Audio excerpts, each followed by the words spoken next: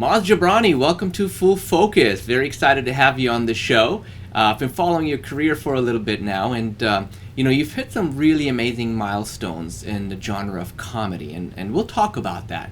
But before we go into that, I just want to kind of take it back a little bit and talk to me a little bit about your background. You grew up in Iran, and you left Iran when you were 6 years old, right? So, what was it like growing up in Iran? What do you remember from that time? Yeah, well, I left Iran when I was 6. It was at the time of the revolution. So what I remember was just being a kid in Iran, and we would play like any kid anywhere. There was a lot of Western influence. I remember seeing the movie Rocky as a kid in Iran. I remember loving Muhammad Ali as a kid in Iran. I remember loving Zorro. I remember loving the brand Adidas, which is a German brand, but still because I love soccer. So I was just a kid living my life, having fun, and then the revolution happened, and we got up and left. We left from Iran late 78 and then ended up in Northern California, where I grew up the rest of my life. Okay. And so, growing up in California, coming from Iran with, immigrant parents, how was that growing up? I mean, when did you know that you wanted to kind of go into the arts, and how did that conversation go over in your household? Because you talk about it in your comedy all the time, but people, from our culture, they like to, obviously it's all about being successful academically or, engineer, lawyer, doctor, right? And you joke about it, how was that experience for you growing up? Well, I used to watch a lot of TV and movies as a kid, so I think when I was around 10 years old was when I first discovered Eddie Murphy, and I wanted to be like Eddie Murphy. And when I would tell my parents I wanted to be a comedian or an actor, again, being immigrant parents, as you said, they would kind of laugh at me and say, no, that's not going to happen. You're going to be a lawyer, doctor, or engineer, that kind of thing. So they kind of had me going down that path. But I started doing plays when I was 12 years old. I started doing musicals. I loved being on stage. In high school, I was in a really good theater program. I loved being on stage. All my teachers always said, hey, you have what it takes to make it in this business. And so there was a lot of pushing back and forth with my parents throughout my life. And even when I went to college for undergrad, I was studying political science because I thought I was going to be a lawyer because my parents had convinced me to do that. But I still loved acting, so I would take acting classes from time to time. And then I ended up in a PhD program to get my PhD in political science, because then I thought maybe I could be a professor, which I thought was a good compromise that my parents might be happy with. And even then, I started doing plays while I was at the school. And so really it was when I was in my mid-20s, I had a light bulb moment where I realized you got to live for yourself. You can't live for what your parents want or what anybody else wants. So that was my light bulb moment, and I was 26, and I decided to get back into improv acting and stand-up comedy acting classes, and I've been doing it since 22 years ago. So you started what? Like you started auditioning because you started getting into like movies and different television shows, right? I mean, how did you gain like your first role? How did that go? What I did at the start was just get into a sketch comedy, improv comedy class because I just wanted to learn, go back to school again, which I feel like everyone should. Either go to a theater company, or if you want to be a stand-up comedian, you've got to get on stage and write as much as you can. So I had no idea what was going to come down the line. And so I was just doing improv classes. I was doing that improv class led to a stand-up comedy class. And in the interim, I believe I had done, I was about to do, a friend of mine was doing an independent movie. He put me in it. And then in terms of auditioning, it just so happened that my brother was friends with a guy who was an agent, and he said, hey, I can put you guys in touch. And he did, and the guy sent me out on a couple of auditions, and I booked the auditions, and we just went from there. So the parts, it was interesting because early on, I would say in my career, I was getting guest star parts in different TV shows, from like Malcolm in the Middle to NYPD Blue to ER. I would just pop up in all these different shows doing one episode at a time. And when you first start out with stand-up comedy, you don't get paid that much. You perform at the Comedy Store in LA, the Laugh Factory in LA, $15 for 15 minutes. And really it's just about working out and growing as a comedian. So early on in my life, my acting, whether it was guest stars or commercials, that was financing my ability to grow as a comedian. And as a stand-up, you try to perform 5-10 times a week. You're getting up in comedy clubs, coffee shops, you name it, you're getting up. And then later in my life, I was able to established myself as a stand-up, and then my stand-up career was able to subsidize my acting career, so that when someone comes to me with a role, I don't have to say, I'll take it because I need the money. I could choose to take it or not because my stand-up career is able to support me. And so once you kind of got going in the flow, and you made a little bit of a name for yourself, and casting directors kind of knew who you were, and your comedy stand-up were, I guess, evolving. When did what was your biggest first role that you look back and say, wow, that was the one where really got me going, Well, there's a few things. The one thing that helped me with, it was a big role for me, was I was in Ice Cube's Friday After Next, which was the third movie in a series of movies called Friday, Next Friday, then Friday After Next. That was a big hit in the urban community, so all of a sudden I'd get recognized by people from the urban community. They knew my character. So that came out in 2002. Then after that, I got a part in Sydney Pollock's The Interpreter, where I got to act with Sean Penn. That was really amazing, and work with Sydney Pollock. That was a big film. Those films were big films for me. It wasn't that they really did anything in terms of my career. I think that I just kept pushing forward. I ended up on a few TV shows that came out, and they were, they ran for a season and were canceled. And meanwhile, I continued to do my stand-up. And it wasn't until my stand-up comedy, when I was doing a tour called the Axis of Evil Comedy Tour in 2007, and it was me and 3 other Middle Eastern comedians, and we ended up on Comedy Central. And that's when people, I think, saw for the first time, started recognizing my name. Because what happened was YouTube was just starting to take off around the same time, and people would send a clip from your stand-up comedy special that was on Comedy Central. They'd be sending the clips to each other. So I kept seeing my clip being passed around to people, and I realized, oh wow, people are starting to get to know me now, not as the character from Friday After Next, whose name was Moli, but as Maz Jobrani. So I think in 2007 was when my name started to actually be known in the bigger community. Yeah, no, that's when I kind of started, take notice of you as well. And let's real quick talk about Moli, because obviously that's somewhat of an iconic role. And tell us a little bit about who you played there. Like, you're a shopping mall kind of owner. You owned a donut shop, right? And you're hiring security guards, obviously. And then how did you make that role so funny? I mean, it was definitely hilarious. Well, the movie, Ice Cube did a good job with Friday. It became a cult hit with him and Chris Tucker. And then number 2 did great. And then number 3, there was a built-in audience. So by the time he brought us around and I was auditioning for it, the character's name is Moli. He's a guy who owns a donut shop called Holy Moly Donut Shops. It's in a strip mall. And so I hire Ice Cube and Mike Epps to be security guards of my mall over the Christmas holidays. And it was just a fun, silly part. And I got a chance to go out and audition and improvise a little bit in the audition. And they were very helpful. They were very actually open to us improvising. The director's name is Marcus Rayboy. He'd been doing music videos, but he knew a lot about the comedy world. And so I think Ice Cube as well, they cast the movie with a lot of comedians, knowing that we would improvise. And so a lot of times they would say, listen, Mike Epps is going to go off book. He's going to say stuff. Just go with him. Or I got a chance to perform with John Witherspoon, who passed away recently. But he would tell me, hey, I'm going to try something different. I'm going to slap you in this next scene. So when I slap you, slap me back. And I was like, all right. So it was great. It was a lot of freedom.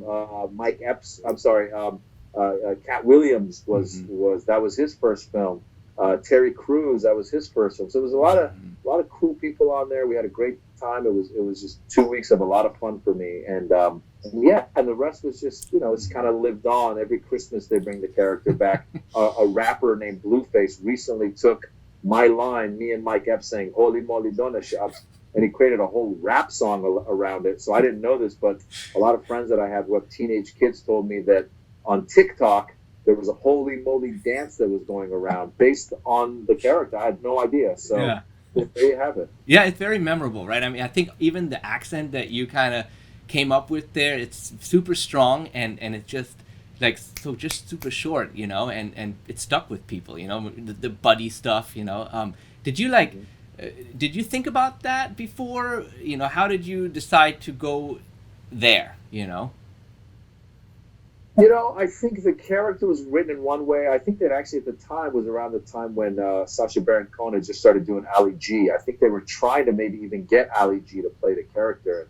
Uh, I might be wrong, but I thought I saw his name somewhere in the offices. But I think they wanted a character like that who's kind of this guy who is Middle Eastern and we don't know really where from, but he's trying to be cool with these guys. And there's also a guy at the Laugh Factory, the owner of the Laugh Factory. His name is Jamie Masada, and he's an Iranian Jewish guy, and he always says buddy.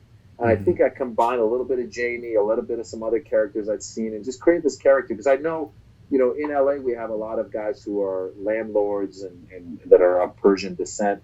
So I think I based it a lot on those kinds of characters. And just have fun with it. And again, they just let me have a lot of fun, which was important. But they were open to that. That's awesome. That's awesome. And then, so okay, let's fast forward a little bit. I mean, let's talk about Jimmy Westwood, right? I mean, that's a film that's probably very near and dear to your heart because it's something that you kind of came up with on your own, and you co-wrote it, right? So I want to know, like, when did you decide? Like, when did this character Jimmy Westwood, pop up in your head? What was that process like? So Jimmy Westwood, I did a play in the mid-'90s in Los Angeles. My friend Amir Ohebsian, who is my co-writer and co-producer on Jimmy Westwood, American Hero, he had written a play. And the play was about this Persian guy who's a big charlatan, pretends like he's got a lot of money, but he doesn't. He goes on a date with this Persian girl who's a big gold digger, so they're perfect for each other. And it was the first time there was a play for the Persian community in Los Angeles, but done in English. And I, Amir and a few other people, my other friend Fariborz Davoudian, who was producing it, they got me to play the main character, whose name was Jamshid. And in the middle of the play, he tells the girl, my name is Jamshid, but you can call me Jimmy, because he's trying to be very American. Right. And so this show was a big hit in LA. It was a big hit in New York. We traveled with it. It did well. But it was a play. And after it was done, I talked to Amir about it. I said, Amir, I feel like this character has a life. We need to do something with him, put him in a movie. And we just started probably late 90s, maybe. We started writing some scripts just to write. And it took years and years. We wrote different versions. We see each other in parties and be like, we should do this. And we would get discouraged. We would try to get back together, back and forth. Finally, both of us were big fans of the Pink Panther series with Peter Sellers. And we settled upon taking this character, making him this private investigator who wants to save the day, and making him this guy who wins the green card lottery from Iran and comes to America. He loves America, but America doesn't love him back. We put a little bit of a political message in there too. And it was a lot of fun. It took us a long time, like I said, years and years of rewriting. Finally, around, I think, 2011 or 2012, when people started doing crowdfunding, and I had a big enough fan base, we said, hey, why don't we try and do a crowdfunding, see if we can raise some money for this. And so we did, and we were able to raise some money. And then off of that, we were able to get some private investors, and we got everyone together. We put some money together, and we got a director named Jonathan Kesselman, who directed a movie called The Hebrew Hammer, which is another slapstick movie. And we just wanted to make the movie something that was silly that like 12-year-old boys would like. So that's what we did. And we made it. And then again, when it came to distribution, we ended up in the Austin Film Festival.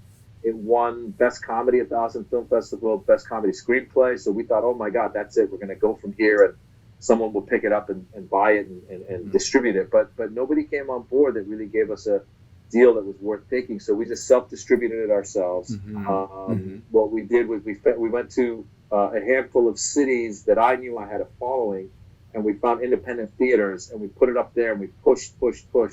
And so what happened was we did four theaters, one in DC, and I believe one in Irvine, one in LA, one in the Valley in LA, so all in the LA area. And we filled those out the first weekend, and I was doing like personal appearances at them and stuff.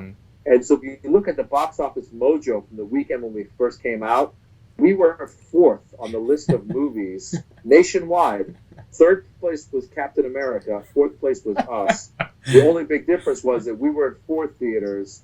Captain America was in 3,000 theaters. This is a per screen average, we were fourth place. So it was pretty cool. That's great. Let's talk about some of the actors. I mean, there's some really good actors in that. I mean, John Hurt. I mean, he also passed away, unfortunately. I think a year or two after you guys wrapped filming. How were you able to get some of those actors to come on board? And because you talked about raising money and make filmmaking is expensive. Were they doing favors? How did that go? Well, John Hurd was the one part that we put a little budget away for, because we needed someone to play the bad guy who had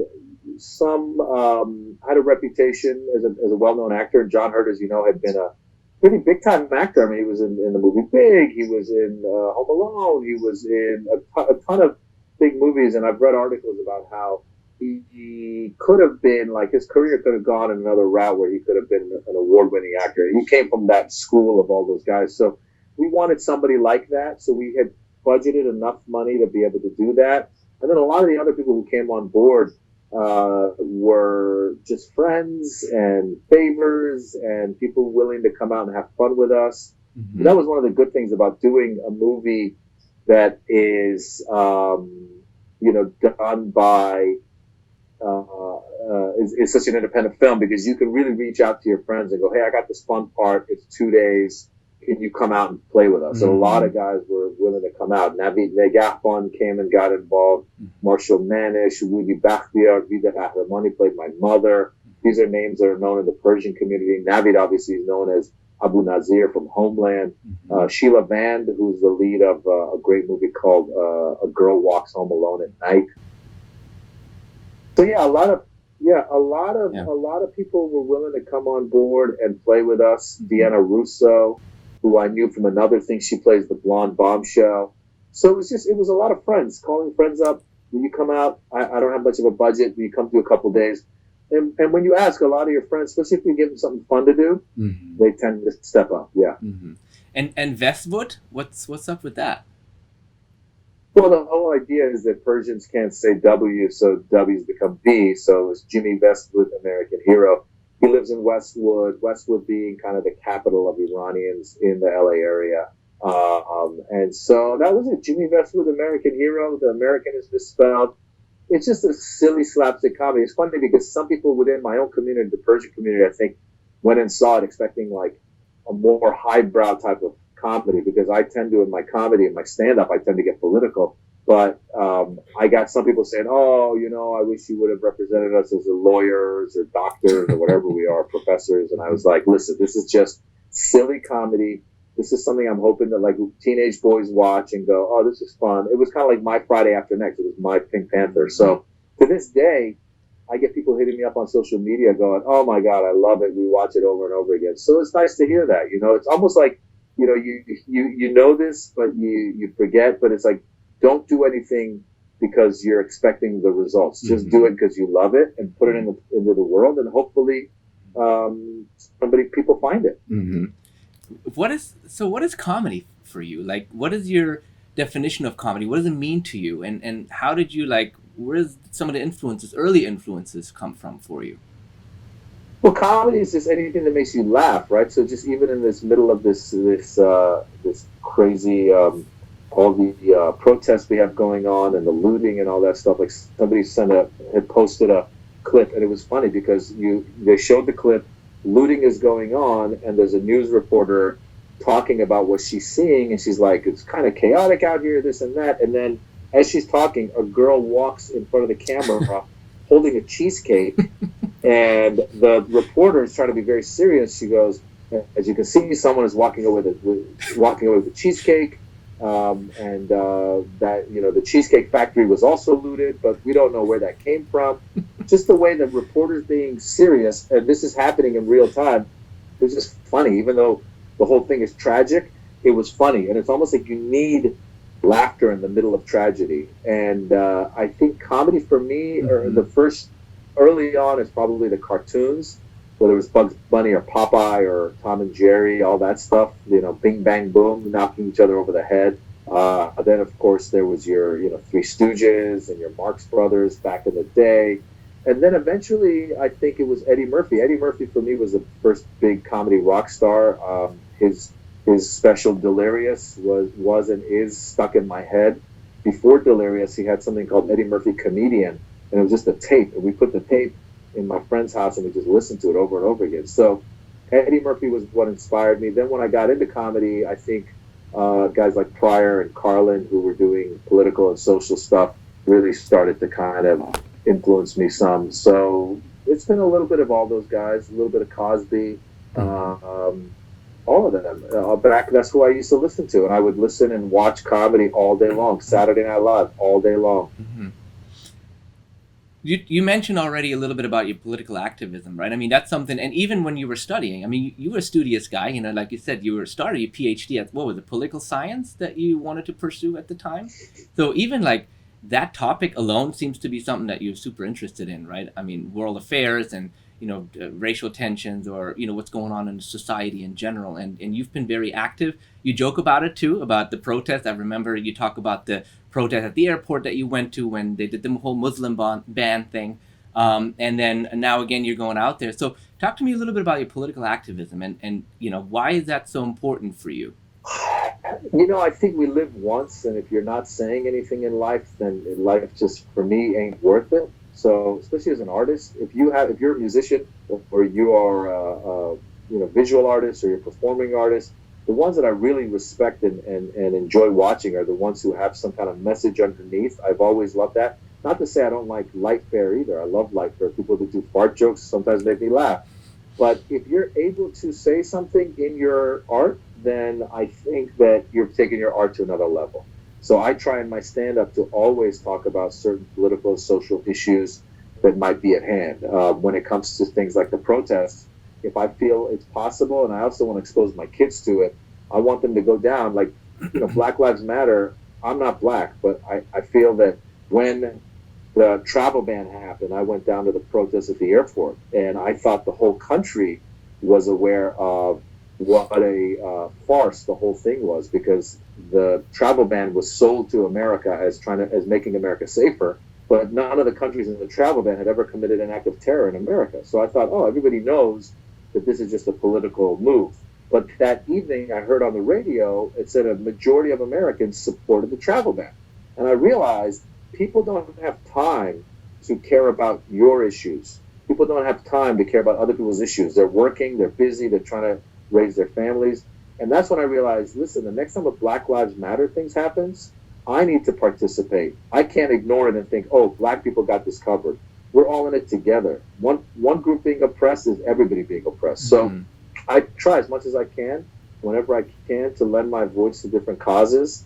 And in this case, I was just down there to participate, and it felt good. Before it got violent, I was down there, and it was very invigorating. There was a lot of positive energy, and unfortunately, things turned violent, and unfortunately, a lot of looters showed up, and you know, I don't know. That just becomes that's the mess that these things are. You got to be kind of careful, but at the same time, I know what I stand for, which is I do stand for, you know, the people. I stand for justice. I stand for whenever I see something that I feel is wrong in society, and if I can lend my voice to it, I try to do that. That's awesome. Yeah.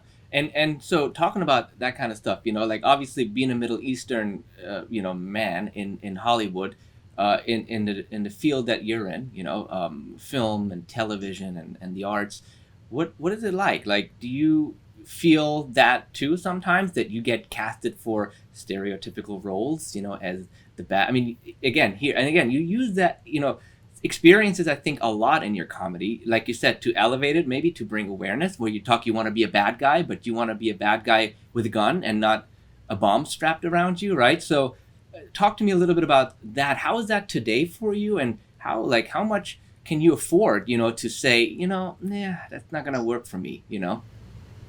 You know, no is a great word. I think, especially in Hollywood, if you can say no, it's really good. It makes people possibly be even more interested, because they're like, who is this guy?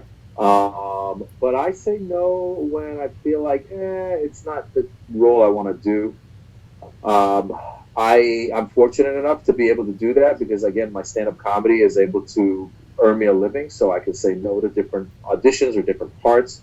Early on, when I first started and I was just trying to move up in this world, I took a few parts that were playing terrorist parts, and I didn't like it. I didn't feel good doing it. So quickly I realized I don't want to do any more terrorist parts. So I made that statement and I stopped doing those.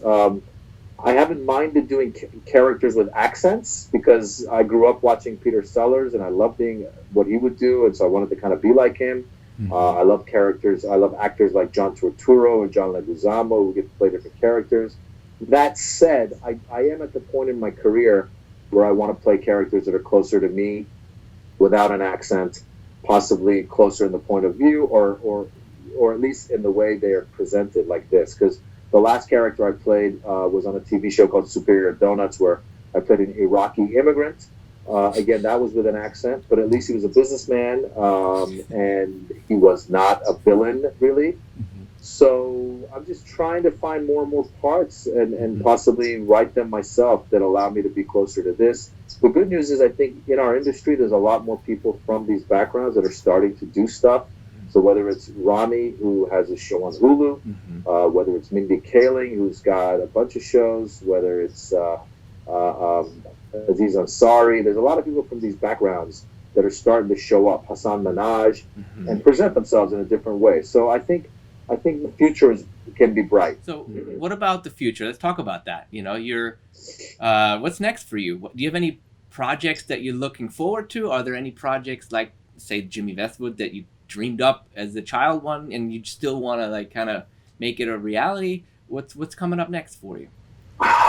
I think, well, right now, you know, everything's kind of up in the air because of the pandemic. So we don't know when filming's going to start. We don't know what's going to happen. So really, I'm just waiting to find out. In the meantime, I'm continuing to do shows on. I do Instagram live shows. I've been doing a Zoom show that I tried last week, which was called Maz in the House talk show, which is people come on Zoom and me and a couple comedians come on. I do a monologue, then then we cover the week's news, and then we give advice.